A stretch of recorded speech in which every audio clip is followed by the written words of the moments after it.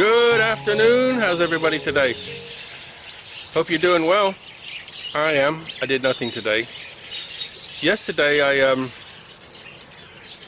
worked on the hedge a little bit. Cleaned up the right at the end.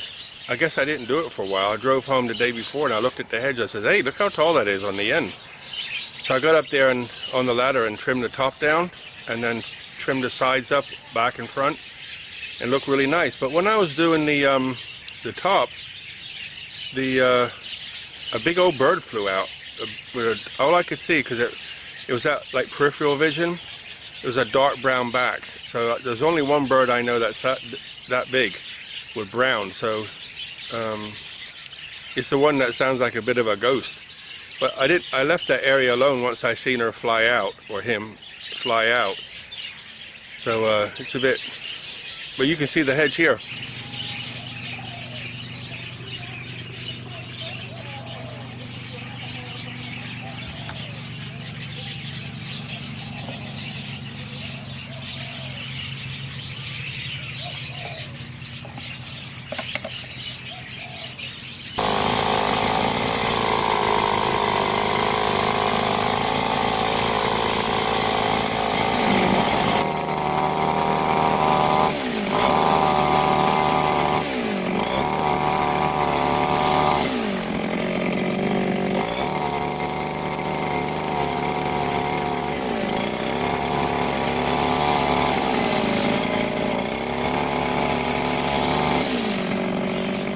But today I wanted to talk about chilies. I don't know why I'm interested in chilies all of a sudden, but you know, when I first come here to Thailand, I could eat like zero spice, like nothing. You know, I remember when I came here the first time in about 1997, I think it was.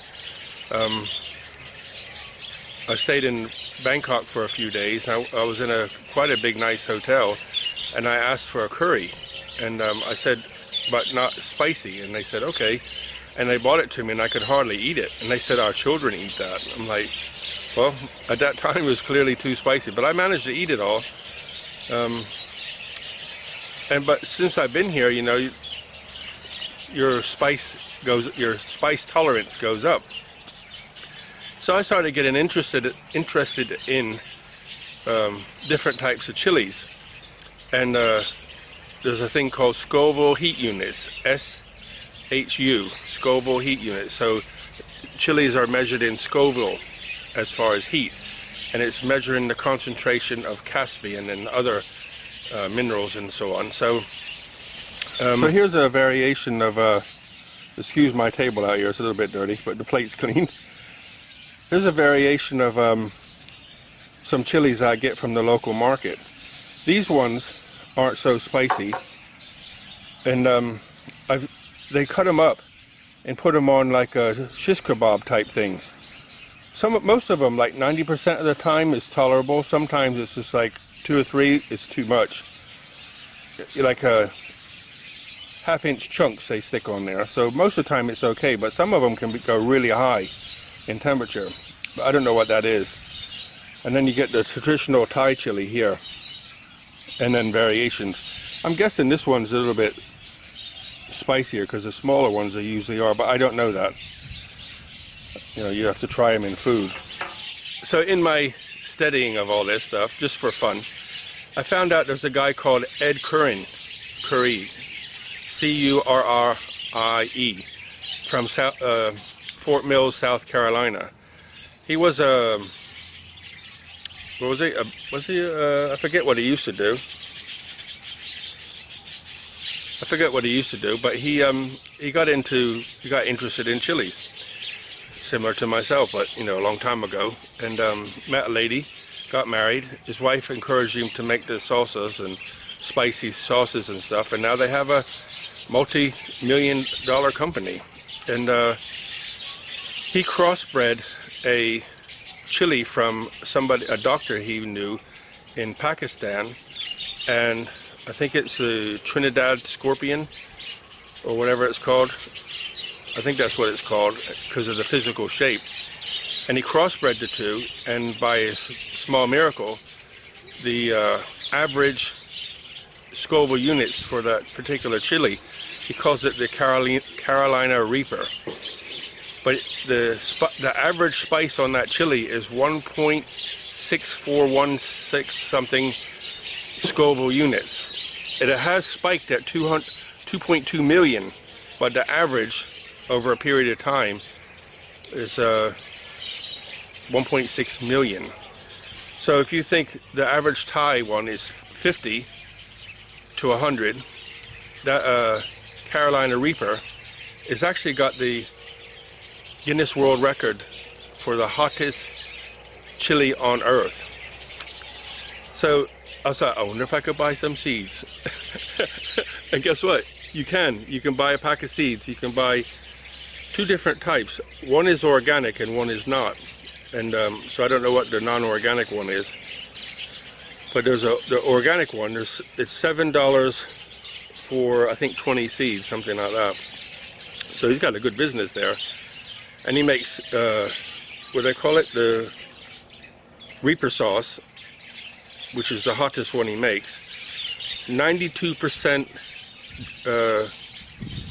Reaper chilies and 8% vinegar. I'm like, dude, that would blow my head off. So, you know, I just come across this guy by accident. One night I was watching some people from Africa, from guys from Denmark, but he went to Africa, and there was a lady there in Malawi, and she grew chilies. So he said, here, try this one. I think it was it wasn't the hottest one. It was like, there's many variants, but it wasn't the hottest one. There was another one. And she just about died. You know, she was saying, oh, people in Malawi are very friendly. And by the time she was halfway through getting over the heat, she says, I'm going to kill you. I'm like, why did you give that to her? You know, when it's like, it was close to 1 million on the Scoville scale. I'm like, why do you give that to somebody to eat it? That's like almost criminal. But anyway, I was thinking of sending for some of those seeds. And just for fun, growing it, and then maybe make a sauce, and then do some like barbecue or something with it, and then let different people try it. But tell them, look. But you know, I was in the Tesco canteen one day, and I watched an older guy. I say older, might have been my age or something. Tall, slim Thai guy, ordered some Thai food with chilies in, and they had a bowl of chopped up chilies in like some kind of fish sauce or something. And he put, I mean, he literally put a couple of tablespoons on his food.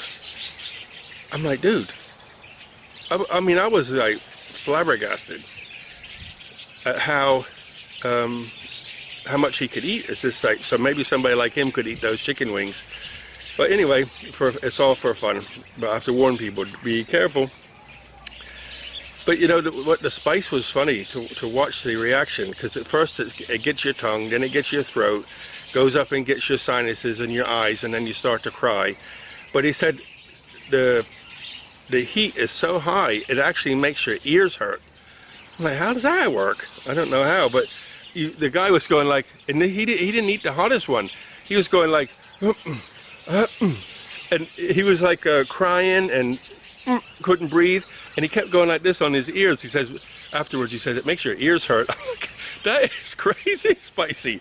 And she could hardly breathe. She got up from being interviewed and went and laid on the floor and just made like somebody said in the comments that it was like maybe the red light district, you might hear those sounds she was making, but it's so funny. But it's just like the way it attacks your body. But you know, there's something else, I think it come from Japan originally, called wasabi, which is not a chili, but it's spicy, and not, you know, it's looks like this. You know, I got this is in a tube, and I got this in a tube, and it's green in color. And you know, you have it on sushi and stuff like that, and you only need a little tiny dab. A little bit will do you, you know.